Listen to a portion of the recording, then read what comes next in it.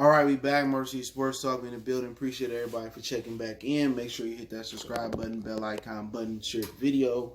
Hopefully everybody liked the Forgotten Lion video I did yesterday. It's a playlist. I'll be talking about Detroit Lion players that go forgotten.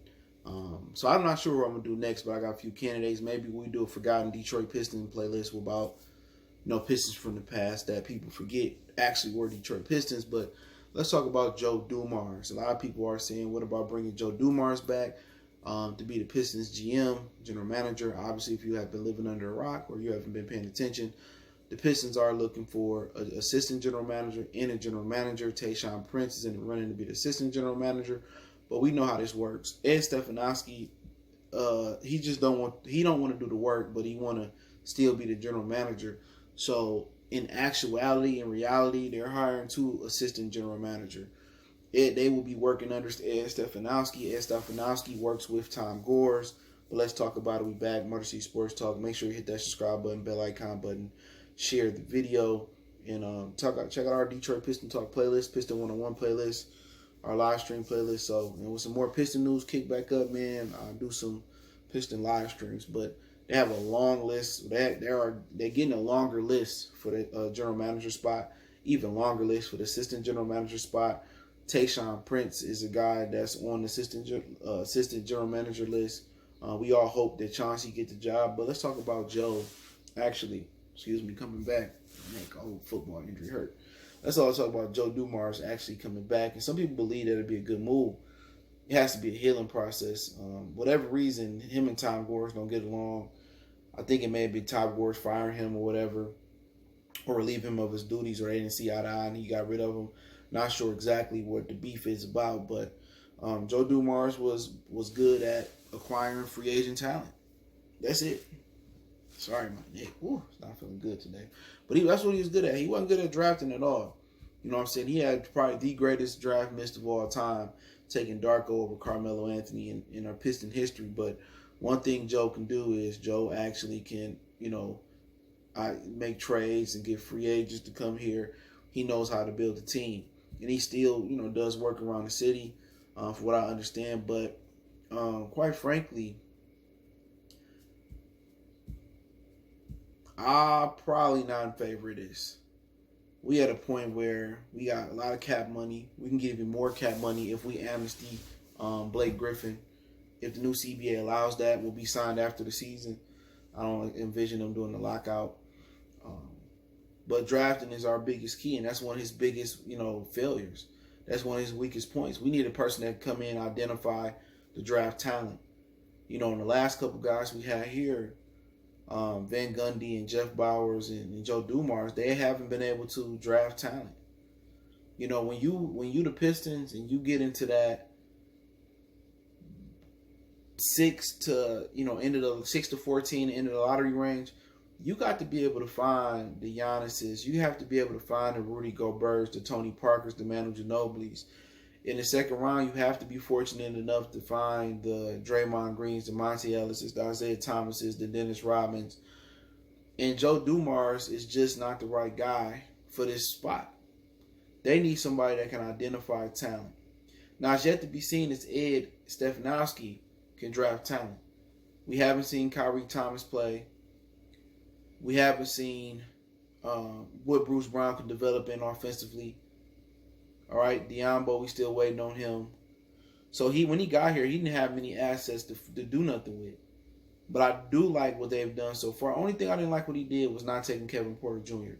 And I think that was an ownership move because they didn't want to pay for that cap, or maybe it was a discipline move because they was hoping Darius Baisley was there. So I felt they should have took him. They was in no position to turn down talent. You got a good veteran locker room with a lot of good young players, but maybe something they didn't like about him. But if he had a good, solid rookie year too, in a bad situation with the old Michigan coach John Beilein. So when you talk about what we need, Joe Dumars' strength doesn't match up with that. We need draft.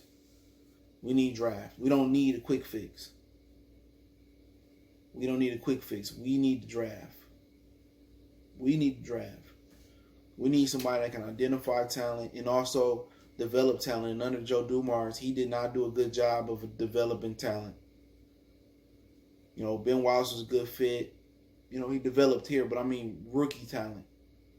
They didn't develop Tayshaun. You know what I'm saying? They didn't let Tayshaun play throughout that season until Tracy McGrady got in their ass and they put him off the bench and Tayshaun say they baking. So when you're looking at a team, you got to look at a general manager that's willing to play young guys, willing to let them make his mistakes, willing to, basically develop them. And you got to have Dwayne Casey willing to develop him. The only reason Dwayne Casey played so many young guys this year was because so many guys was injured. Derrick Rose was injured a lot. Blake was injured. Okay, he didn't want to play Christian Wood. He rather play Thon Maker. Luke Kennard, basically he was in and out the lineup and eventually got injured.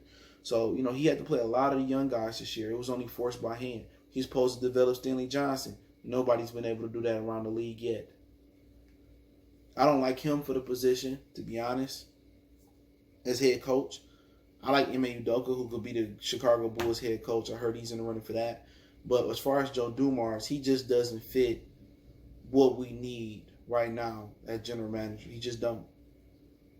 He lacks the ability to draft. And right now it's all about drafting. It's not about possibly having $70 million if we amnesty Blake, if that allows it. It's not about that.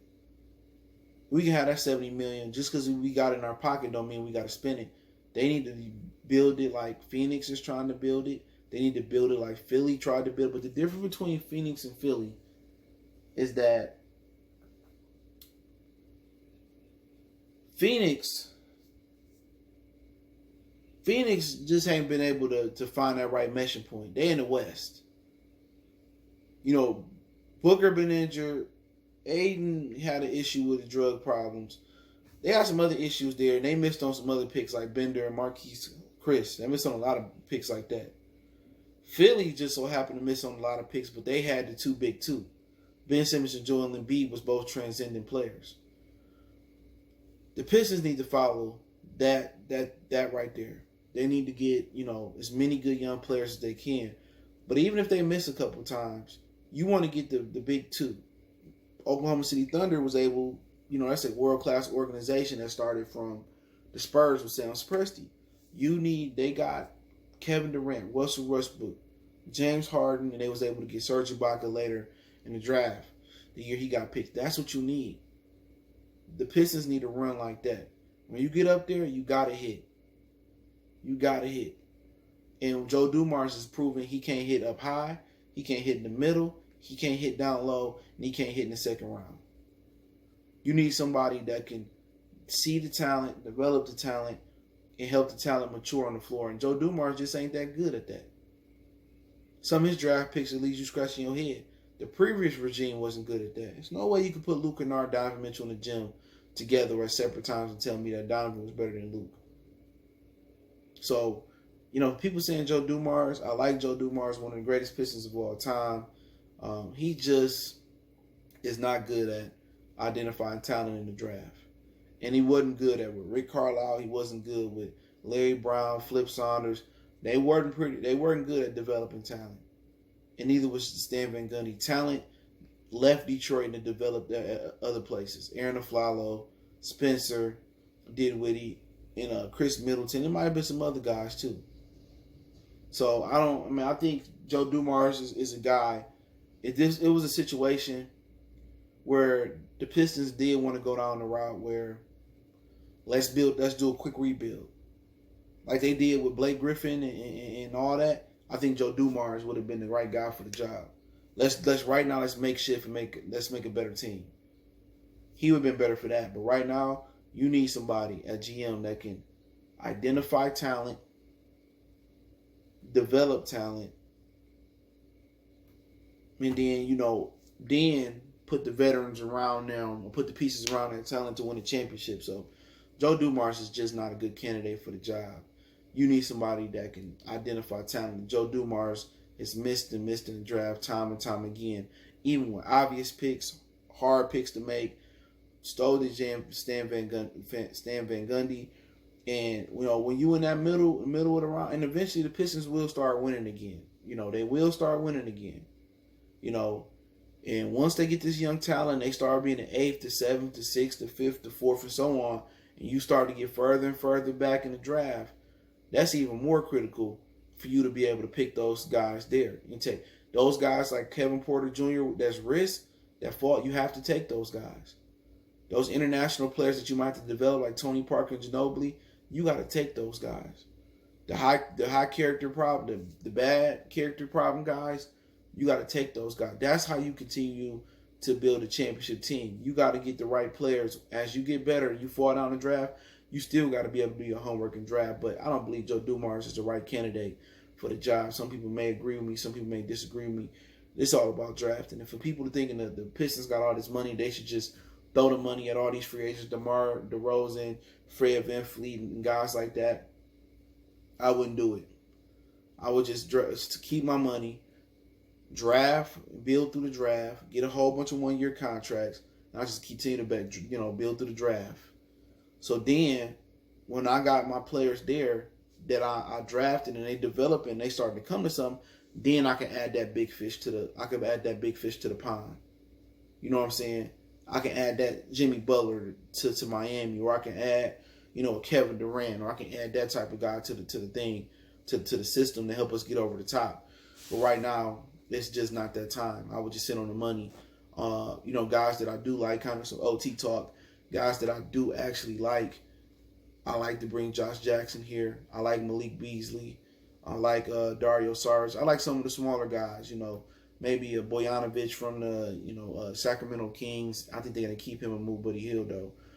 But I like some of the mid tier, the lower tier guys, to kind of come here and do it. I love Beasley and Josh Jackson. Josh Jackson from Detroit has some issues, but I love him to come here and play that 3 position.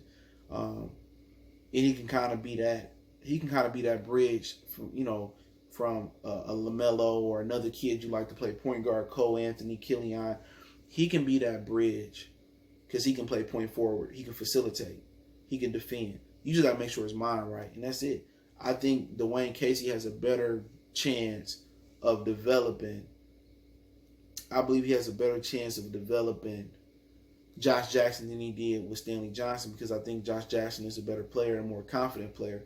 So there's a couple guys I like to see that they spend small money on and put a team around some of the young talent that they eventually will draft. But that is my personal opinion on it. Let me know what you guys think about Joe Dumars in the conversation. I will have a special Lions video coming later. It won't be a Forgotten Lions video, but it'll be a good video. I think a lot of people will be looking forward to. Don't forget me on Facebook, Instagram, Twitter. You can reach out if you have a business question, inquiry, sponsorship, video request. Keep sharing the videos. Don't forget all my social media links in the description. You can click the link and take you straight there. Twitter's the fastest way to reach out to me. You want to make a donation, Cash App, PayPal. There, best way to donate is to share the video personally. And other than that, don't forget to check out the channel Wild Goodfellas Sports TV for more sports, music, news, and entertainment. One time for the one time. It's your boy CJ Goodfellas, March Sports Talk. We gone.